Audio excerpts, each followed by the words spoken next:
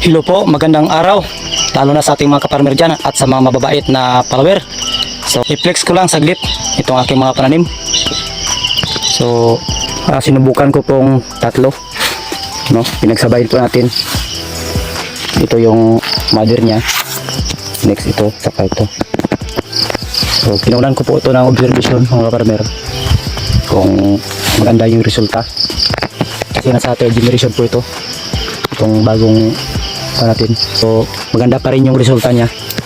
Wala po kasing kompetensya ng ibang mga punuan na sagig sa palibot niya, kaya maganda yung pagka-deliver ng nutrients galing sa soil. So ito po is observation ko lang po. Observation ko lang na kinunan ko po ng tryout na pinahabulan agad natin ng follower. At bukod dyan, meron naman dito maliit. Kaya po ay observation lang, discover kung maganda rin pa ba yung resulta niya sa magiging bunga. Yung area natin is intercrop project, coconut and banana lakatan. So, mayroon pong nakapalo na maliliit pa, at yung una hindi malalaki na. Nagkakandak pa po tayo ng harvest every week. So mayroon po tayong isa dito, malaki na rin. Ayan po. So, schedule na naman sa harvest. Mayroon pong follower niya, nagkasakit po. So, hindi po natin nakabantayan yung nakaraan. So, nagkasakit. Ito po.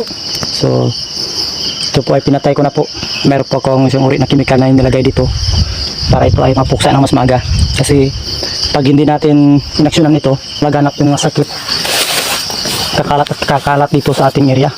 At itong mga maliliit na mga follower na bago natin ay magkakasakit rin. Tulad nito mga kaparmer, tatlo. Sinubukan ko po ito na tatlo yung pinagsabay na pinalaki ko. Kasi dati po wala pong kompetensya sa palibot nito. Kasi yung nakaraang init ay namatay yung mga ibang lakatan na tinanim ko dito. So ngayon, wala silang kompetensya pati sa init, pati yung root nila. Ngayon ko lang pinhabulan yung ibang maliliit pa na follower. Tinaniman ko yung umabot na ng ulan yung nakarang buwan. Maraming sigatoka yung area natin mga kaparmer. Ang issue ko ngayon is sigatoka. Mahirap i-control kasi araw lang ako magkaka-time dito. Maganda yung pag-spray sana gabi or late afternoon. Kasi pangit ang resulta ng pagkandak ng spray ng fungicide pag tag-init, merong init. Dapat mas maganda po na magkandak ng fungicide sa sigatoka is walang init, late afternoon or early morning. So ito po na nasa third generation po ito mga kaparmer. Maganda pa rin yung resulta niya. So ito yung mas pinag-alala natin ngayon kasi yung sigatoka palala ng palala. Parang mahirapan tayo sa control. Pero hindi po yan problema yung sigatoka mga kaparmer, kasi may mga paraan tayo para salba yung ating fruit, masalba yung bunga. Kahit walang dahon yan, kaya natin yan palakihin itong bunga. Kasi meron tayong gamit na mga application na para ito ay lalaki, no?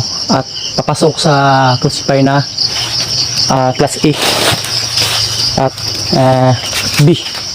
Merong kunting C pero ilan lang. So hanggang dito lang muna po tayo mga kaparmer, kasi may tatrabuhin po tayo. So maraming salamat po.